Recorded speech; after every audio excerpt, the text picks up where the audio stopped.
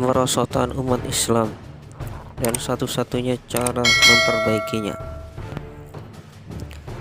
Lebih dari 1350 tahun yang lalu, ketika di dunia ini penuh kekafiran, kegelapan dan kebodohan, kejahilan, maka dari balik pegunungan Mekah terpancarlah cahaya hidayah menembus ke arah timur, barat, utara, dan selatan. Seluruh penjuru dunia mendapat cahaya hidayah itu. Hanya dalam waktu singkat selama 23 tahun, Nabi Muhammad SAW dapat membawa manusia kepada kemajuan, dan sejarah dunia tidak akan sanggup untuk membuat perubahan seperti ini. Dengan cahaya hidayah, kebaikan dan kemenangan yang diberikan kepada orang Islam, maka mereka senantiasa berada di puncak kemajuan dan selama berabad-abad menguasai seluruh dunia. Setiap kekuatan yang menentangnya akan dihancurkannya sampai berkeping-keping. Ini adalah suatu kenyataan yang tidak dapat diingkari. Namun melihat kenyataan sekarang sangat menyedihkan dan memprihatinkan. Keadaan menjadi berbalik. Kaum muslimin pada saat ini telah jauh dari kehidupan Islami. Apabila kita melihat di dalam catatan sejarah tentang kehidupan orang-orang Islam 1300 tahun yang lalu, maka diketahui bahwa kita adalah pemilik kemuliaan, keagungan, keperkasaan, dan kekuasaan. Sebaliknya, apabila kita melihat keadaan sekarang, maka kita akan melihat diri kita berada dalam kehinaan yang besar, dipermalukan, dan mengalami kemunduran. Tidak lagi mempunyai kekuatan, kekuasaan, keperkasaan, persaudaraan, dan kasih sayang, adat dan akhlak yang baik, serta amal dan perbuatan yang baik. Kita mempunyai lebih banyak keburukan daripada kebaikan. Orang-orang non-muslim merasa senang dengan keadaan kita seperti ini. Mereka membicarakan kelemahan-kelemahan Islam dan menertawakannya. Tidak hanya itu, bahkan mereka membuat ajaran-ajaran baru untuk memecah belah kita. Pemuda-pemuda Islam mencemooh asas Islam yang suci dan mengkritik ajarannya, serta memahami bahwa syariat yang mulia itu sia-sia dan tidak pantas untuk diamalkan lagi. Sungguh mengherankan bagaimana suatu kaum yang dahulu menguasai dunia, tetapi sekarang malah jatuh. Suatu kaum yang mengajarkan adab dan kemajuan kepada dunia, mengapa sekarang tidak beradab dan tidak maju? Sebenarnya para pemimpin Islam sudah memperkirakan dan telah mencoba sekuat tenaga dengan berbagai cara untuk memperbaikinya. Namun pengobatannya justru semakin menambah sakit. Dalam kondisi yang serusak ini, terbayang masa yang akan datang akan lebih buruk lagi. Sedangkan kita hanya berdiam diri dan tidak berusaha sungguh-sungguh. Ini adalah kekeliruan yang besar. Tapi sebelum kita melangkahkan kaki, penting sekali untuk memikirkan penyebab semua ini.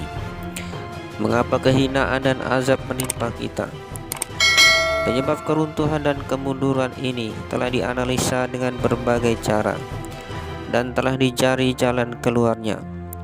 Namun kenyataannya tidak juga dapat diselesaikan sampai tuntas.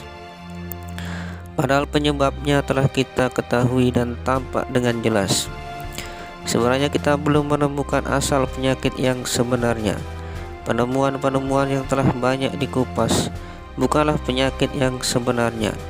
Itu semua adalah sesuatu yang datang dari luar. Sedangkan penyakit yang sesungguhnya ada pada diri kita sendiri. Oleh karena itulah sampai sekarang perhatian kepada penyakit yang sebenarnya belum ada. Sedangkan perbaikan hanya kepada faktor luar sangatlah sulit dan hampir mustahil. Sebelum kita mengetahui penyakit yang sebenarnya, maka cara pengobatannya pun tidak akan dapat ditemukan. Kita mengakui bahwa syariat agama kita adalah peraturan Allah yang sempurna, yang merupakan jaminan atas keberhasilan dan kebaikan dunia dan akhirat sampai hari kiamat. Maka tidak ada lagi alasan selain memeriksa penyakit kita sendiri dan mulai mengobatinya. Bahkan ini sangat penting bagi kita untuk mengetahui penyakit kita yang sesungguhnya dari Al-Quran, dan mulai pusat petunjuk dan penerangnya. Kita tutup seluruh cara pengobatan lain setelah mengetahui pengobatan yang benar. Selama Al-Quran merupakan tatanan amal yang sempurna bagi kita sampai hari kiamat, maka tidak ada lagi alasan bahwasanya Al-Quran kurang memberikan petunjuk kepada kita dalam mengatasi keadaan yang kritis ini.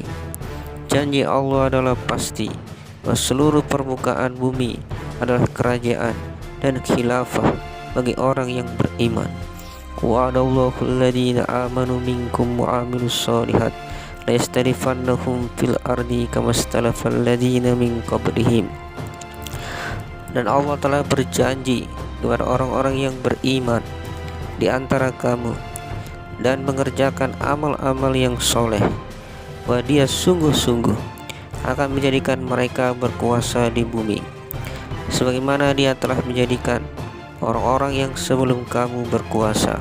Quran Surat An-Nur ayat 55. Allah juga telah memberi ketenangan bagi orang-orang mukmin untuk senantiasa mengalahkan orang-orang kafir, dan tidak ada satupun penolong bagi orang kafir. Walau qatalakumul ladina kafaru lawal adbaru summa la yajiduna waliyaw wala nasyira. Dan jika kalian berperang melawan orang-orang kafir, pasti mereka akan lari terbirit-birit, kemudian tiada seorang penolong pun bagi orang-orang kafir. Al-Fat ayat 22.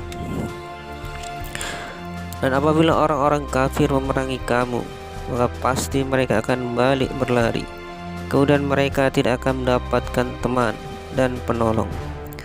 Bantuan dan pertolongan bagi orang-orang mukmin merupakan tanggung jawab Allah Subhanahu wa taala, dan orang-orang mukmin akan selalu menang. Wa kana haqqan 'alaina nasrul mu'minin. Dan wajib bagi kami untuk menolong orang-orang yang beriman. Quran Surat Ar-Rum ayat 47. Wala tahinu wala tahjanu antum aqlauna in kuntum mu'minin. Janganlah kalian putus asa dan bersedih, dan kalian akan senantiasa menang apabila kalian beriman. Quran Surat Al-Imran ayat 139.